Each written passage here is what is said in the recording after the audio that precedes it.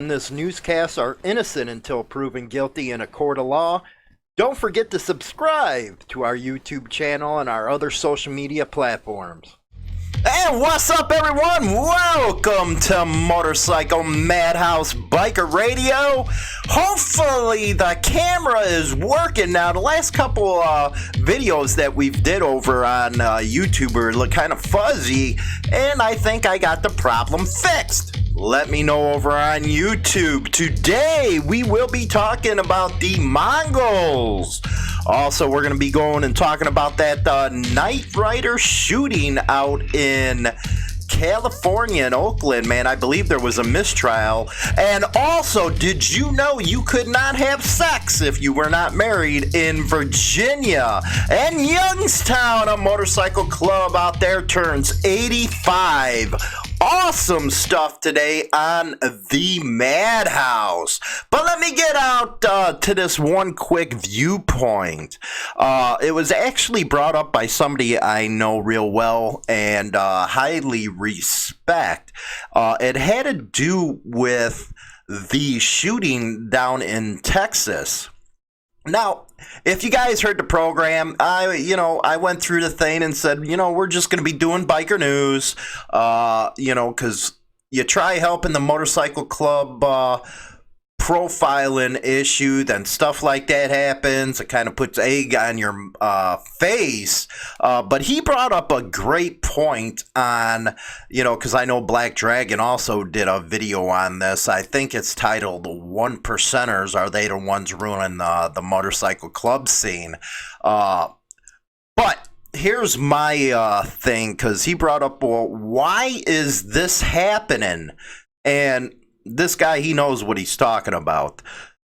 If you look at the incidences that are happening, there's always one common denominator. And again, I'm doing this from an op-ed viewpoint. I'm doing this from a view that I've had watching all the stories, and there's always the one common denominator within them stories of how all this gets started up.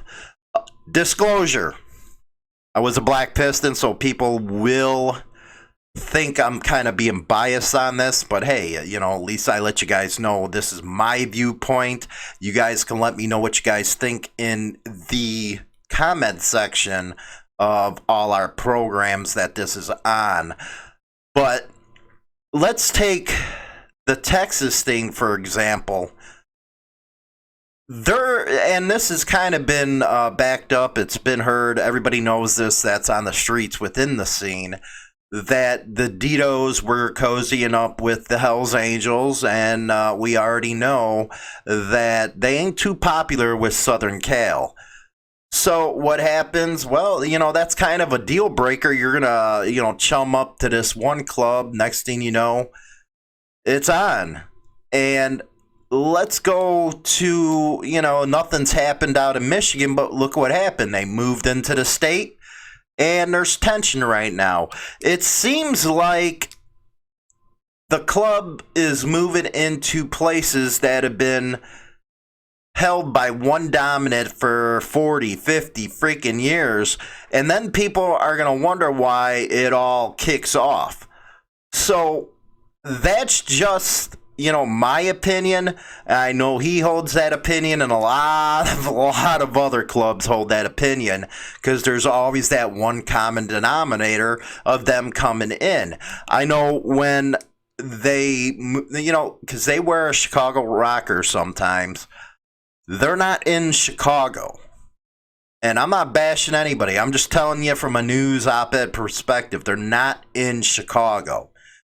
Get a map out. It's Harvard. And then you got them out west in Rockford. They are not within the city limits. And during the 90s, it got really bad. And, people ended up dead. Clubhouses blown up. Actually, the one on Grand Avenue was, the third largest in United States history. You just don't go in the other clubs' backyards that have been here a while. Now, does it matter to me? No, because I'm not in a club.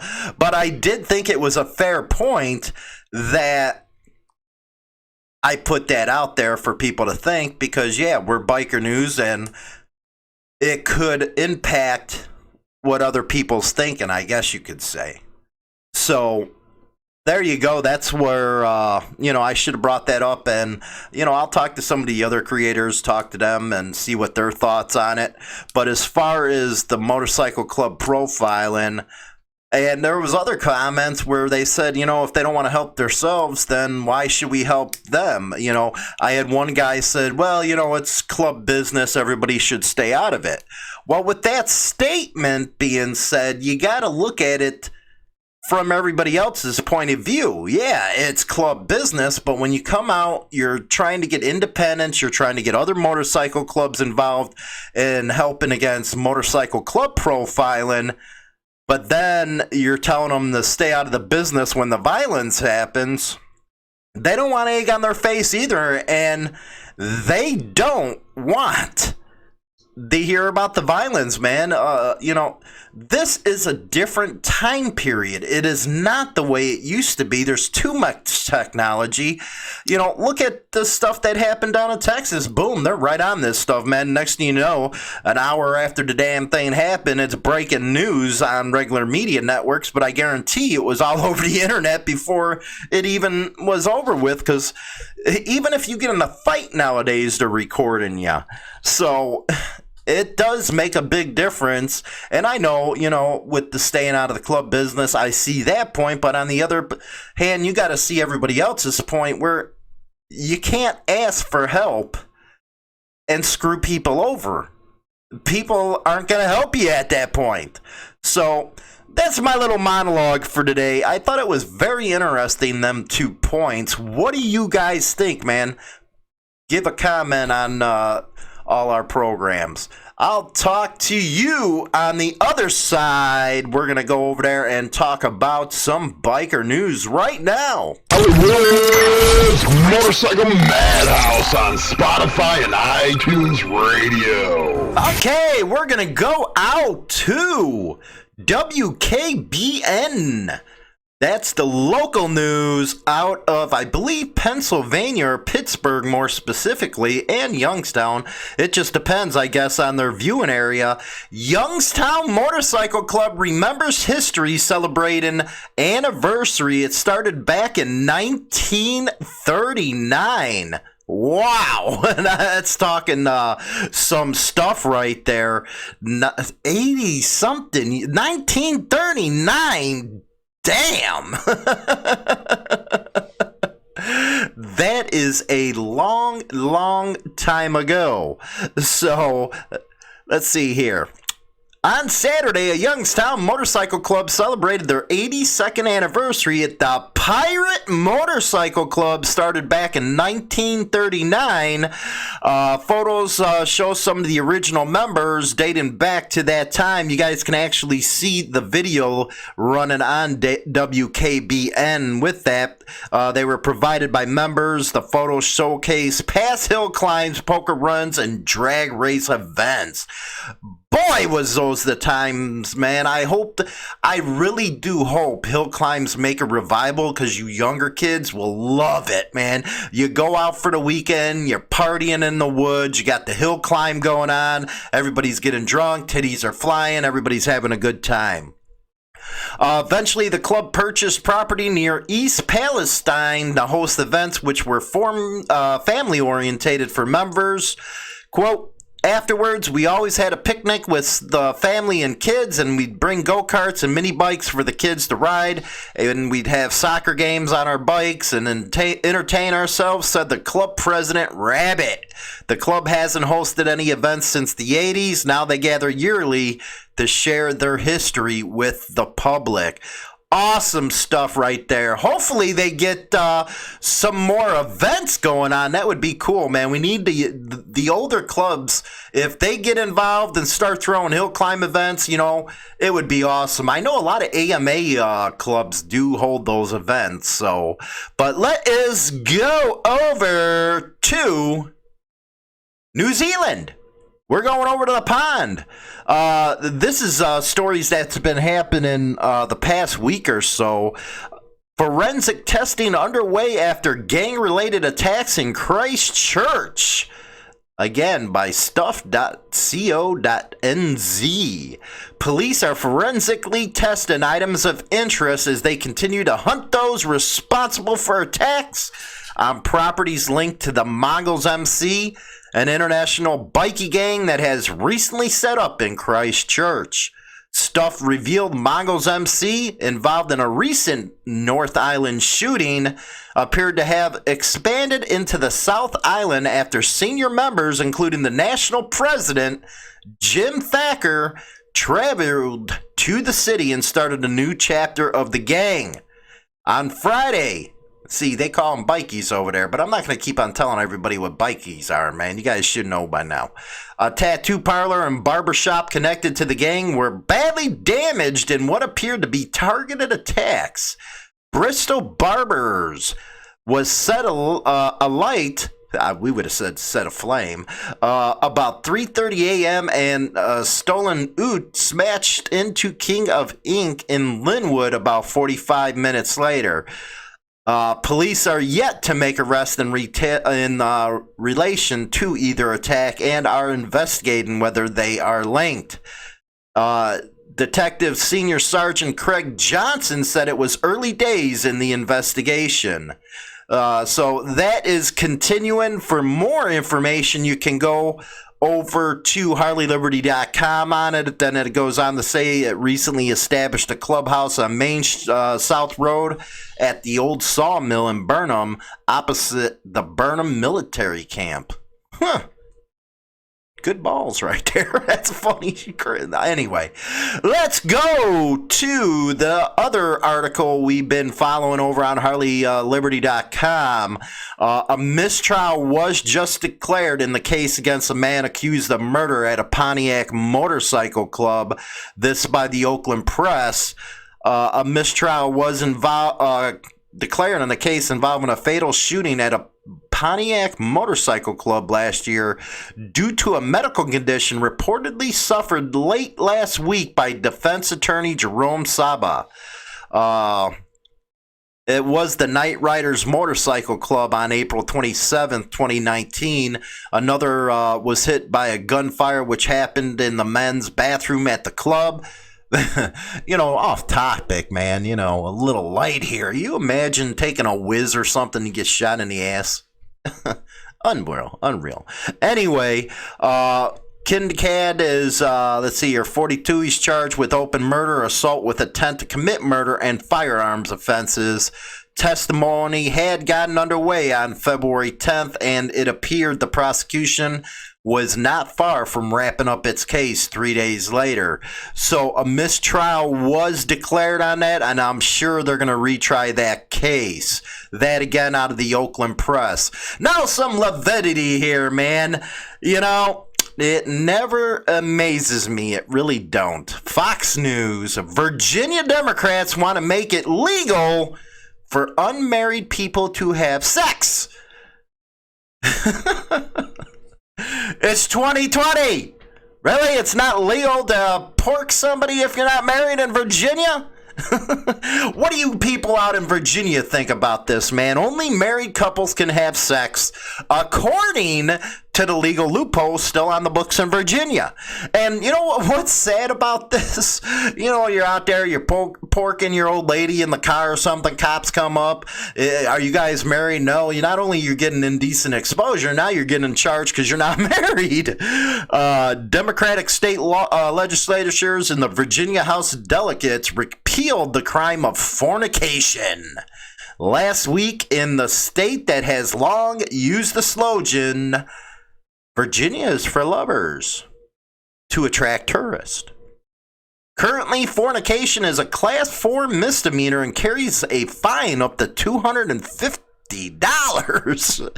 It's a stupid law. It's crazy. Democratic Delegate Mark Levin, who introduced HB 245, said no one should think they can be prosecuted for this common practice. I wonder how Mark Levin, he's a podcast radio host, thinks about a Democrat having his name right there. Hopefully they don't get him confused. So, that is your news. A little funny ones this morning, not so funny on some other ones. With the monologue, I already know the emails, the nasty phone calls are going to be coming from the supporters. I get it. But you got to sit back and actually think about what I said. There's always one common denominator in all these things, and it's quite sad, and it involves 1% club moving into somebody else's territory after 30, 40 years. I've always said it, how would you like somebody coming in your home, just opening the door, say, "Hi, we're here"? You wouldn't like that. So, yeah, the turf stuff is always going to happen, but you think there'd be some kind of mutual respect between all the clubs, and this kind of stuff wouldn't happen. But hey, welcome to the politics of motorcycle clubs. This is why I always say it's just better to be independent or join a riding club or join a club with the AMA if you don't want all the headaches and stuff, because I always find it funny, and this is no shit here. I always find it funny when people say, "Oh, we just want to be neutral. We don't want to get involved." The problem is that's not how it works. You're either on one side of the fence or other, depending on where you're regionally or where you're locally. Most of the time, you might be able to slide under the radar until you get a little bigger, and then there's going to be a knock on the door. You're going to choose sides. That's just the way the game is. That's why, hey, go join a riders club or go join AMA, because a lot of the AMA clubs ain't bugged by the 99%ers or the 1%ers because they're with the AMA. So it's like, well, your AMA club, why do we want to have anything to do with you? That was funny with that article yesterday, man. That guy was pushing AMA and that Ghost Rider story. Like, oh my God, that guy. You know what? It's actually kind of humorous. We should be following this guy, see what else that comes out of his mouth. But, yeah. Those are just my personal thoughts, and it ain't gospel. And that's why, because a lot of people, and I'm not bumping on any damn channels, man. I'm just saying as generality about these protocol sites. And it's like, don't sell it as all freaking nicety nice out there, or don't sell it as it's cookies and ice cream and everything's great in the scene. No, it's a hardcore scene, man. And people need to know the truth about the scene. It ain't all Apple Jacks, man. So, but that ain't intended to any, 1 or 2 or 3 protocol things, man. They're doing their thing. I'm just saying from my opinion, because I believe in debate. If you can't debate, then what the hell is the point of anything? I know this is biker entertainment and stuff, but everybody gets to have a freaking point of view, and that's my point of view, man. It's not cookies and ice cream, and it's not all glorious, man. It's hard stuff, man. It's a hard life. It's a very hard life within the club scene. We're talking, when I was around, I seen 30-year-olds that look like they're 60 and 65 years old. It was hard on the freaking body, man. I used to see guys go all freaking weekend staying awake and, not all weekend, 4 or 5 days staying awake, partying and stuff, and we all know what helped them out on that stuff. So then there's the politics, there's the game. It's not all easy, man. Anyway, oh yeah, you guys who don't like my Chicago accent, man. Yo, man, you better back off. I'm getting a little pissed here. Yeah. Yo, man. Some people don't like how I pronounce words, but that's that Chicago accent, man. I actually put in a list of Chicago, the way we say stuff in Chicago in the comments over in the community tabs. Go check that out over on YouTube. You know what I'm talking about. But anyway, we really appreciate all your support. Don't forget the HarleyLiberty.com. Also, we're doing something new over on BikerLifestyleMagazine.com. we are featuring clubs that do great for the community, do a lot of community work, kids, all that stuff. So they will be featured on Biker Lifestyle Magazine or bikerlifestylemagazine.com every day. So go over there, check that out, and don't forget hooliganbiker.com, where you get all my thoughts on what's going on in the world of motorcycling. With that, you guys take care, be good, get you some pink tacos. I'll check you out on the next segment.